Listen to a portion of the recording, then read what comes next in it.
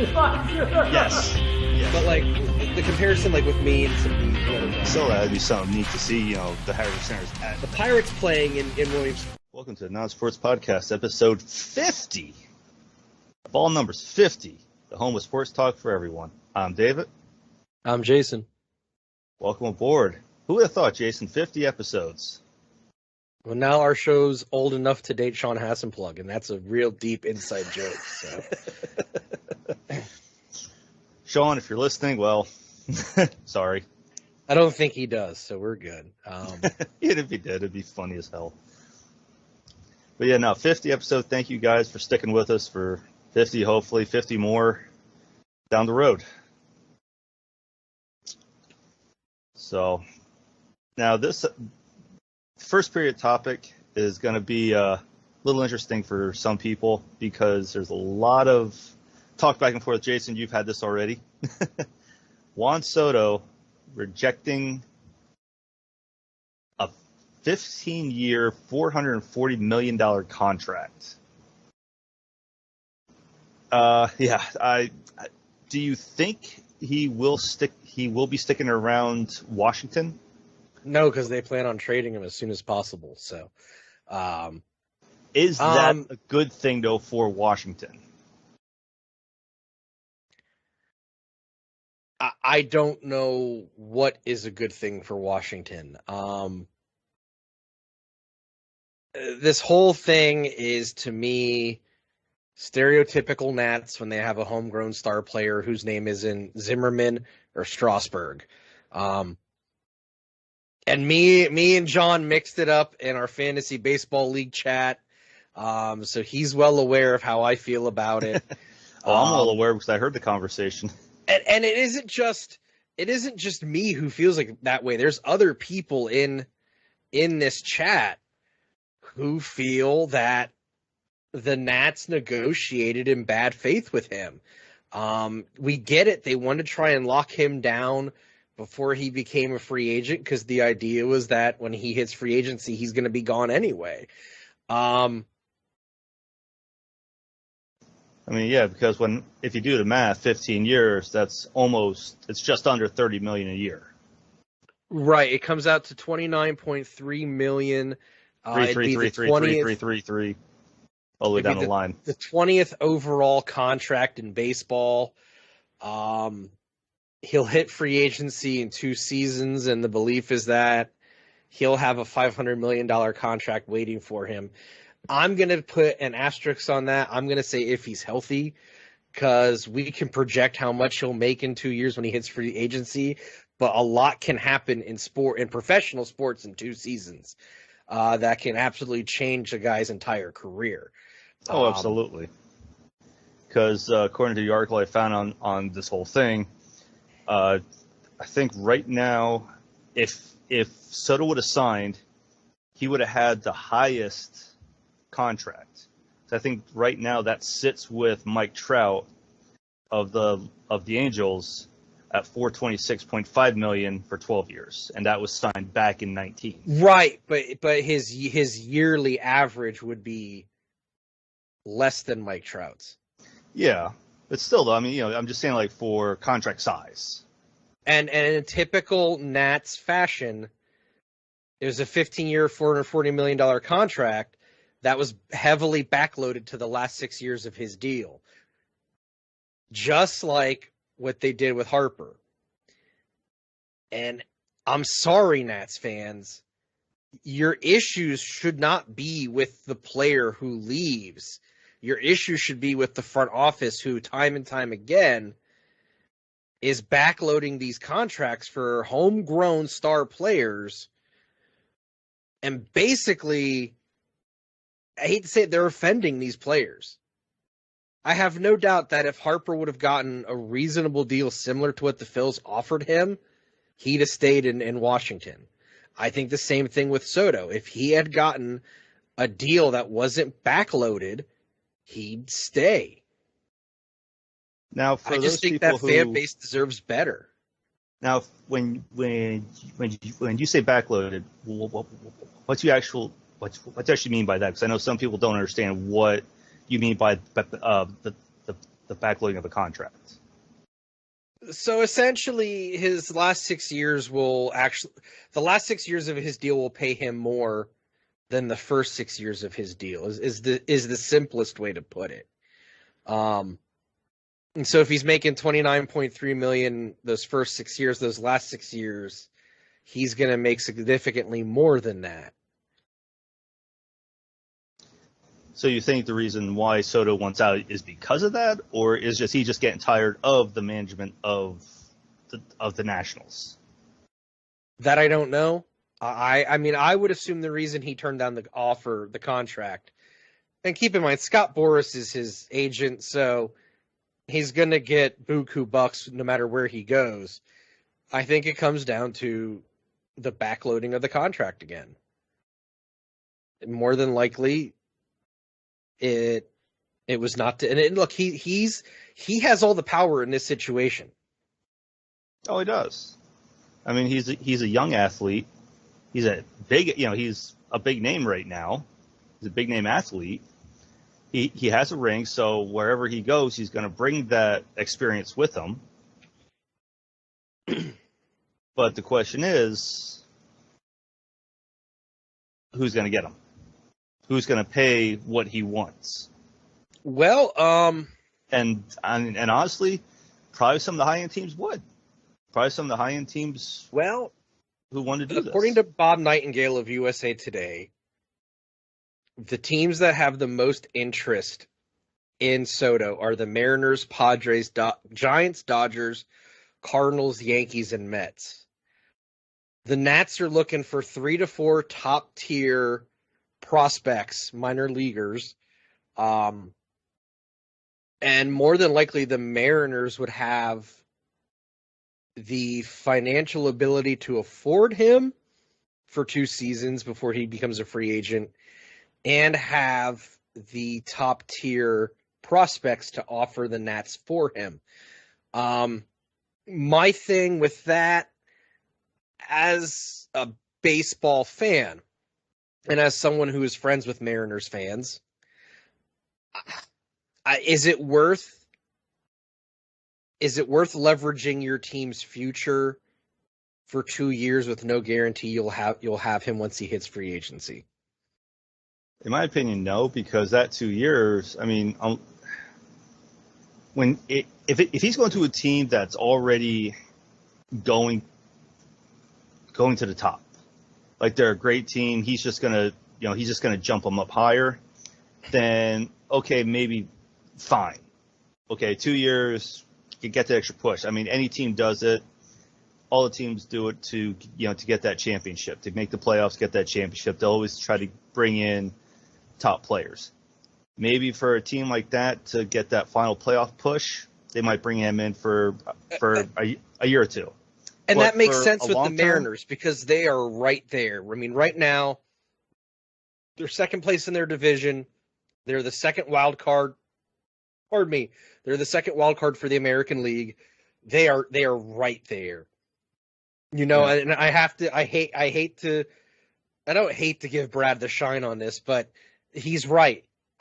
By next season, they're going to be in the thick of it in the playoffs. And maybe he's the guy that puts the Mariners over the hump. And then, of course, let's say that happens. Let's say he goes to the Mariners. Okay, within that time frame, that means the Mariners have the pressure now that they need to win a championship within 2 years to make that payoff good. They have the talent to be where they are right now and be in contention to make it to the playoffs.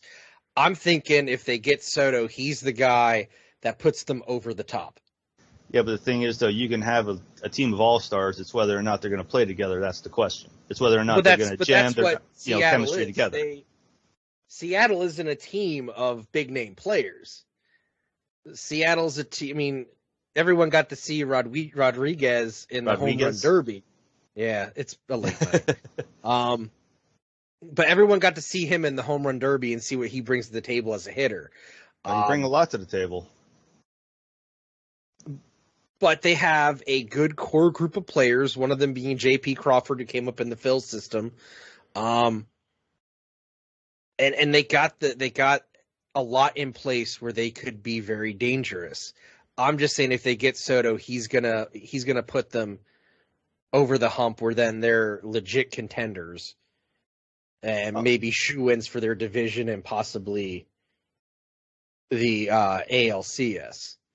Yeah, I mean, it's not like I'm saying he's not going to make that addition. I mean, I'm just saying like within that time frame, that's the pressure the Mariners have, because once Soto hits free agency, whether he has a championship in with the Mariners Seattle or not, in with them or not, he's gone. He's going to go somewhere else, because unless the Mariners can afford him, unless they can pay him that huge contract, right? Because I mean, $440 million that's a lot of money. It is, and I'm of the thought, because it came out later that Soto was upset that this information leaked out. To me, this information leaking out is the Nats trying to get ahead of any potential negative pushback that they could get from Nationals fans. Essentially, they're putting it out there, making him look bad, so they still look good at the end of the day to the fan base. Shocker. And I know that there's the whole thing of, I just cheer the team anymore. I don't cheer the players. I get it, but if you're cheering the team, don't you want to have good management? Good management that'll keep those players that are going to take you to the promised land? I mean, hell, after the Nats won the championship, after they won the World Series, where'd they go? They really haven't been a contender since. And I've seen the argument that it's because they're a small market team. But if you have that lineup that's supposedly so great that they didn't need Bryce Harper, because all the fans had to let you know that they won it without Harper, which I always go back to, what does that say about the fan base? If they're so consumed by the guy that left, then they are consumed about the championship they just won. Are they going to be like that when Soto leaves? Pretty much, right probably. now, I'm guessing they will. Right now, the Nats didn't. So the Nats have a charter airplane that they take the team to away games for, right? Yes, I've read this. Oh, I'm bringing it up now. Actually, I saw the. There's a link in the document. Is there? Okay, because I actually took a snapshot of it on Facebook. Juan Soto had to fly on a commercial flight and wait in an airport for 2 hours and get there for 1:30 in the morning and have to compete in the home run derby. And that's something that the Major League Baseball did not take care of, and that's something that the Washington Nationals did not take care of. Now, I really don't see. I mean, okay, yeah, it would have been nice. MLB stepped up and say, "Hey, here's what's you're an all-star. Let me take care of you with this." Since they're not, Nationals should have stepped up. It's not MLB's place. The Nationals should have said, "Hey, you are our all-star. You're representing us. You are a big name player right now. Let us take care of you. You're representing the team." They couldn't even do it. And to them, it's probably pocket change. If they're willing to offer him $440 million for the next 15 years, I'm just going to throw a number here. I'm not sure the exact how much a ticket is, but let's say $400. And I saw people saying, I saw people online questioning why Scott Boras didn't do that for him. Well, Scott Boras can't do that per MLB rules and regulations. His agent cannot pay for him to do that. But now if the team has a charter airplane for the team and the players to ride on, that's the whole point. To me, all of this comes off as the Nats are jilted. They're a jilted lover. They're care. Upset. They're jealous, and they just want nothing to do with him now. And that's fine. But outside looking in, the Nationals do not look like an organization a baseball player should want to go play to, because they don't really invest in their star players once they become star players. The Nats are going to become a feeder. I hate to say this. The Nats are going to be on pace to be like the O's, to be like the Pirates, to be like the Reds. And it's a shame because we know plenty of Nats fans who are super passionate, who care very deeply about the team, and this is how the team rewards their fan base. Apparently not well. I mean, a lot of people can talk crap on the Phillies. Well, But Philadelphia at is least a big the front target. office is trying. Philadelphia's always been a target, whether it be the Phillies, the Flyers, the Eagles. It's always been a target of something. But everybody forgets on everything else about them.